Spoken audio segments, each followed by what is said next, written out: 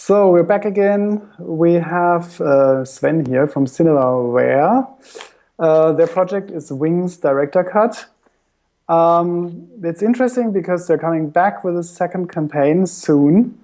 They tried before. The campaign didn't meet the funding goal. That happens every now and then. And we actually don't understand the rules and why it works out for some people, why it doesn't work out.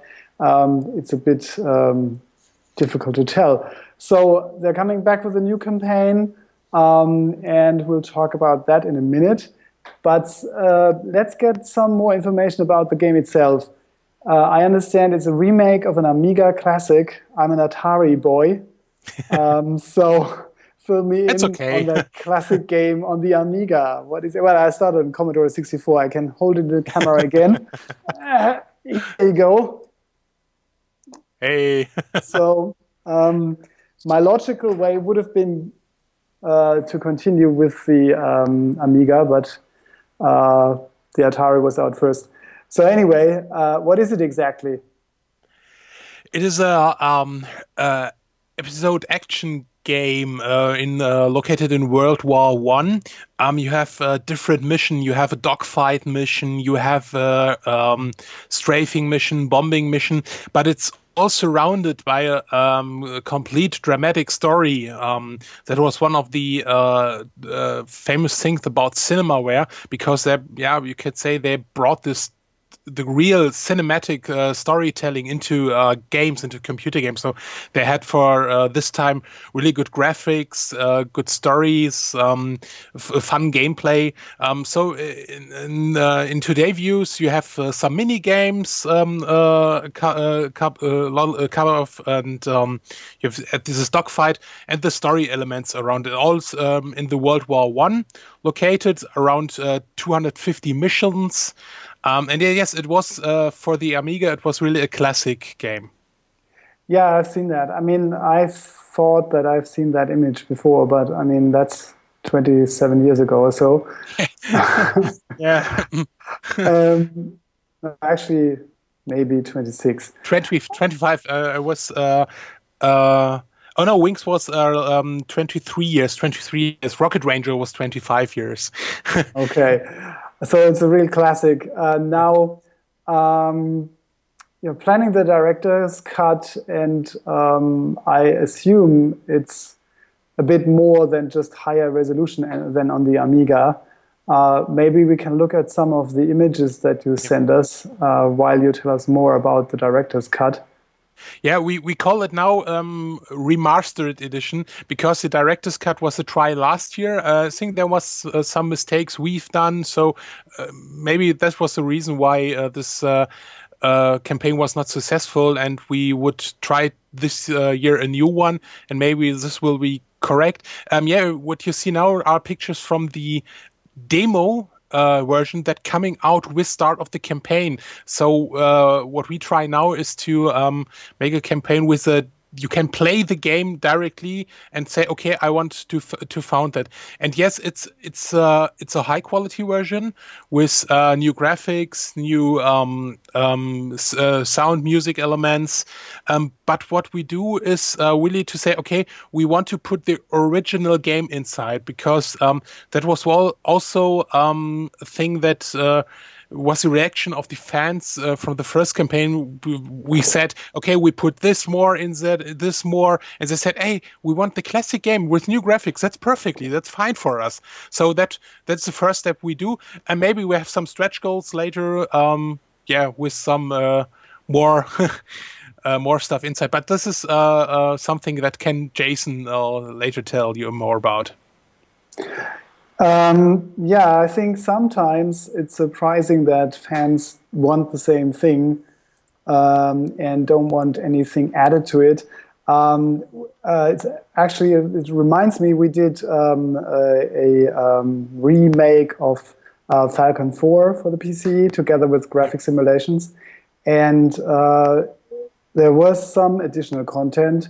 But it was basically the old game running on current machines, but it had a huge fan base, and they just wanted the original thing. Yeah. You know, maybe that's what you experienced. Your campaign ended unsuccessfully on September 11, 2012.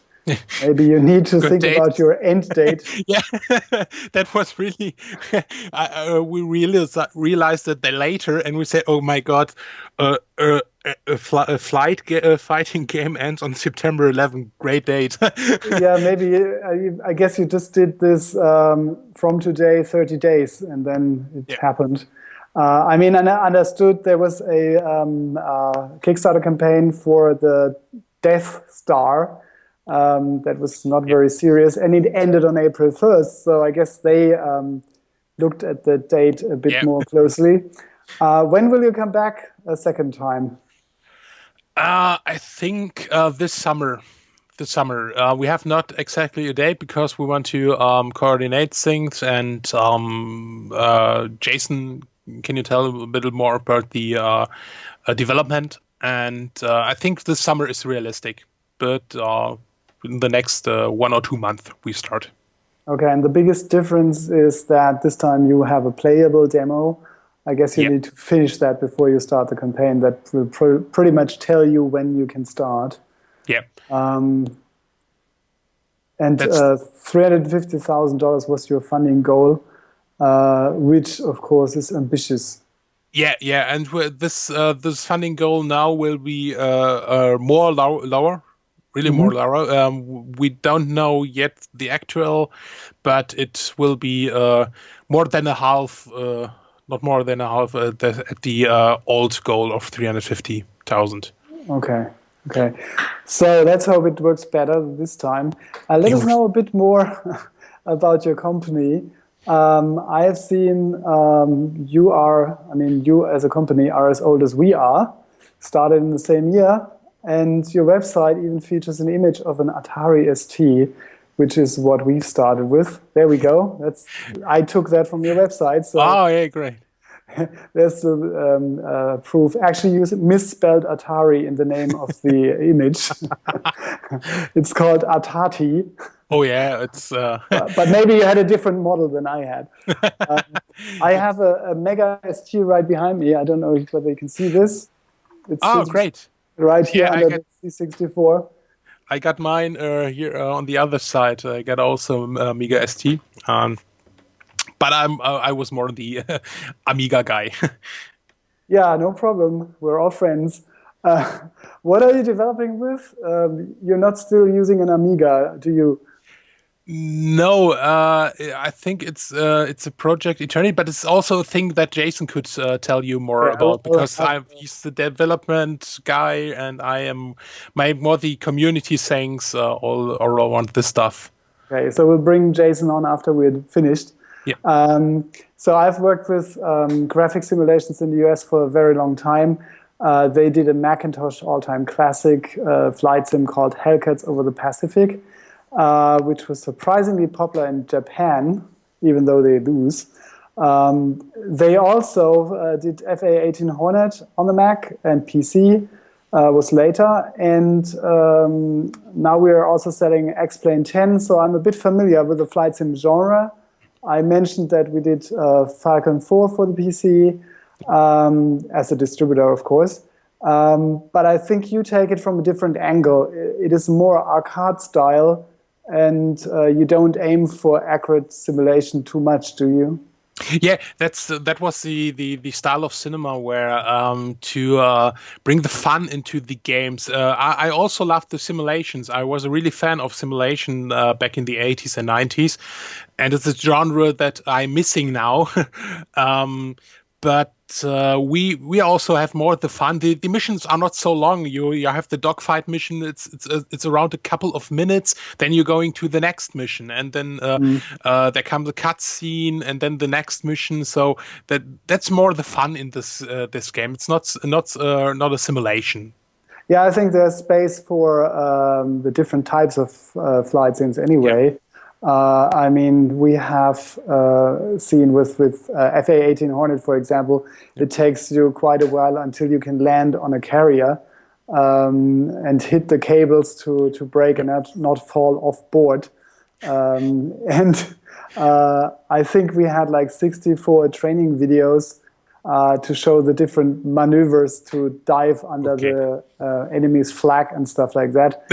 It's really detailed. There's people out there who really want that, but it's work. So people who just want to fly and have a bit of a dogfight, I think that's your audience. Yeah, that's our audience. You have no starting, no landing. You're right in the dogfight. You get a mission details that say, okay, there are 5 Huns, and you need to catch them, and that's your mission. And if you finish it, you're going to the next mission. So no landing stuff or starting stuff.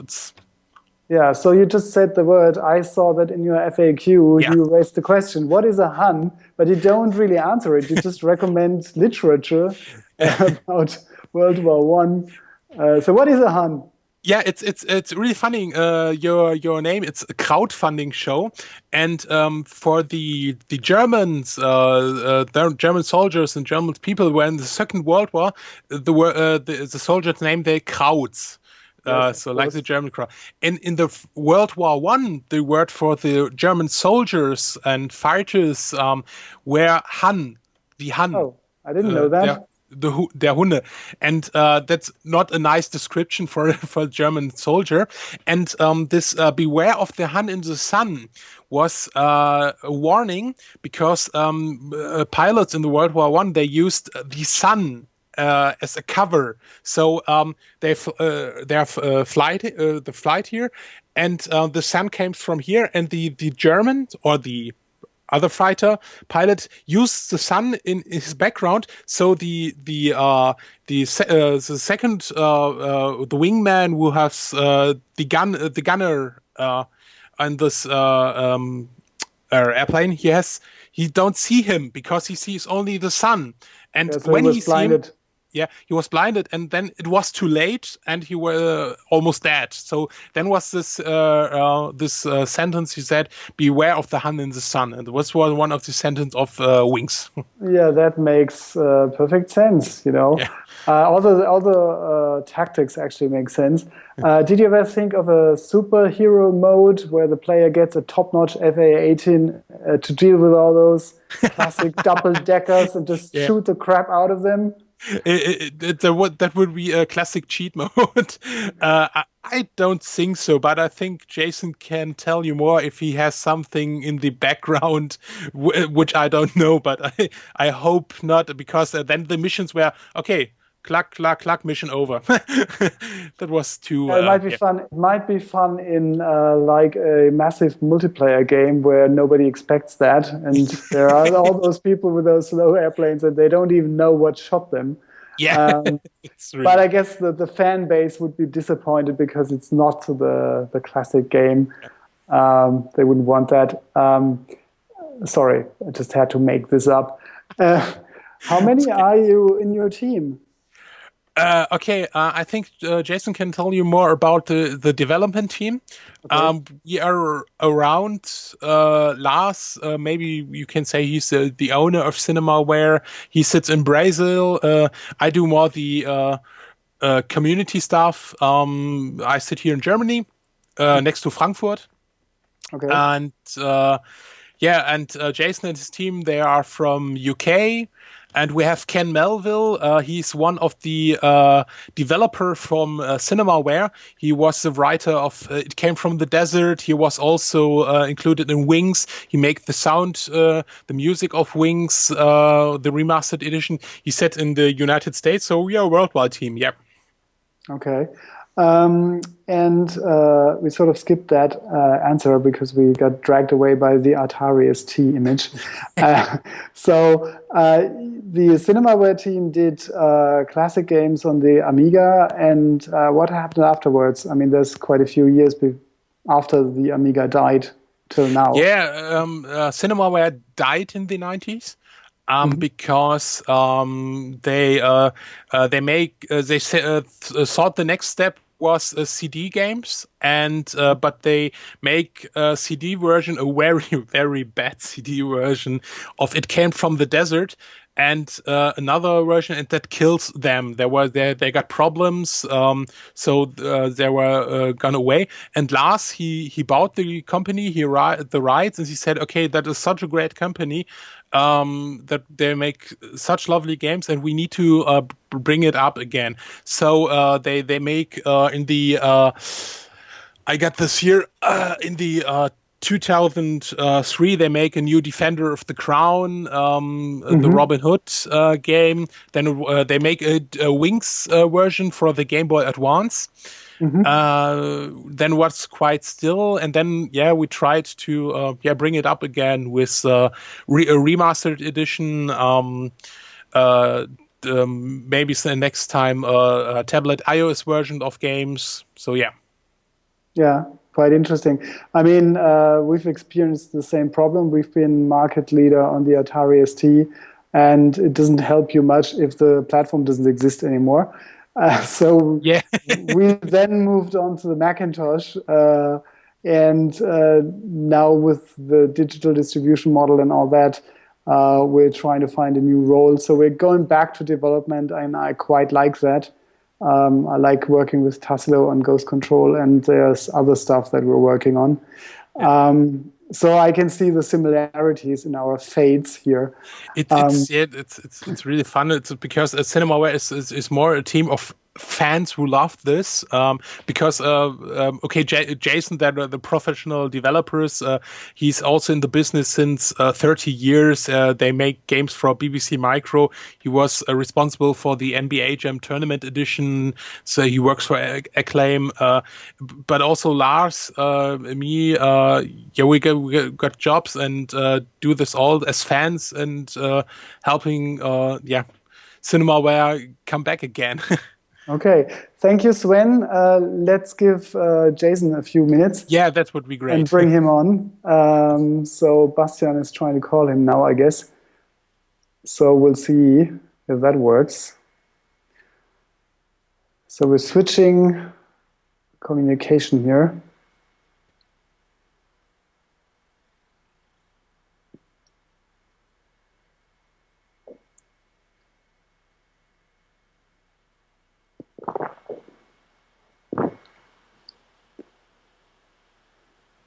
Jetzt kommt diese Zehe. Yeah. Hello? Hello, I can hear you, but I can't see you. Can you turn your camera on? Sorry, there's an image. Hello. Hello. Hey. So are we on, Bastian? Okay. So Jason, we have a few minutes left. Sven was very entertaining, so I couldn't kick him out of the line. He does a good job. Yeah, so just a few technical details. I asked Sven whether you're still developing on the Amiga, but I guess not. So what are you using now? Well, we're using Unity middleware, which runs on PC and Mac computers, to develop the game cross-platform, so that basically we can deploy versions on PC, Mac, mobile devices such as Android and iOS, and also consoles. Ultimately, it's not as straightforward as just outputting it on all of those platforms. Each one requires love and attention, and we need to look at the the screen resolutions, the control methods, and the business models for each of those platforms. But yeah, generally we're using Unity as the middleware, and that gives us a lot of power and allows us to concentrate on the game. Yeah, with a game like that, polygons per second will be a challenge on iPad and Android tablets. They're just not real computers. They pretend to be, but they're not. Well, they're getting more and more powerful, and we have got a really nice demo already running on those platforms with a pretty decent, 3D polygon count. So I think you'll be impressed when you see it. Yeah, I mean, I've seen quite a few people having creative ways of doing low poly versions of their whole artwork that run really smoothly. But of course, with Retina displays with billions pixels more, there's quite a bit of rendering that you need to do. So how many are you in your team? Well, at the moment, there's about 10 of us in the team.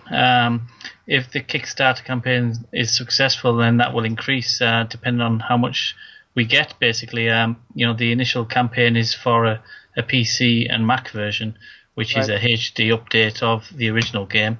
But if we get more, then we'd like to obviously put a bigger team on it and really concentrate on doing really nice versions, extra features, extra missions, and supporting all of those extra platforms. And as you say, that does require some love and attention in terms of getting the polygons to fit the device without impacting on the quality. Yeah, of course.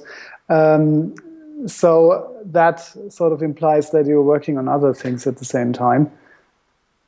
Yes, well, we've got a few things in the pipeline. We're looking at also doing mobile remakes of some of the old Amiga games. Rocket Range is one of the ones that's in the pipeline at the moment. Mm-hmm.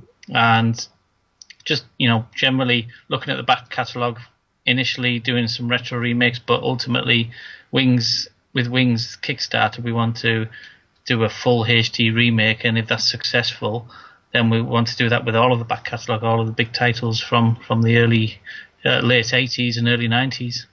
Yes. I mean, I assume it's all a complete rewrite. You can't reuse any of the Amiga code, I guess. Yeah, that's right. I've been making games since before the Amiga days, and it's all assembly language back then, and the source code isn't necessarily around anymore. But we have some very clever engineers who are able to, figure out how things worked and even, emulate sections of the code. So, some of our guys on our team have been around making games for 20, 25 years. So they know all the tricks. Yeah, of course. And I mean, the game design is a big part of the game project, and the mechanics and the balancing of what you have. And of course, the basic design is there. You just have to re-render it, but you don't have to reinvent the wheel with it. That's right. Yeah. So I guess that's a bit of a shortcut. It definitely helps. I mean, the games all had very strong designs and very strong stories threaded throughout them, and that's what Cinemaware games were known for. The strong story elements as well as the fantastic cinematics and audio. We just need to bring them up to date a little bit, make sure that they fit with a modern audience, and add some features that people expect from games these days, really, without losing that that authentic Cinemaware feel. Yeah, it's quite interesting project, and all the best with it. Thank you. Thanks for joining us for the show. Okay, thank you for having us. And we might talk about it again when you're live and when we have the next show. We'll see. Fantastic. I'd love to do that. Okay, brilliant. We'll put this stuff up on YouTube because obviously we have a time zone challenge. Can't be live everywhere in the world. Right. So hopefully more people get to see your project on this show. Great. Thanks for joining us, Jason. Thanks, Volker. Cheers. Talk to you later. Bye. Bye.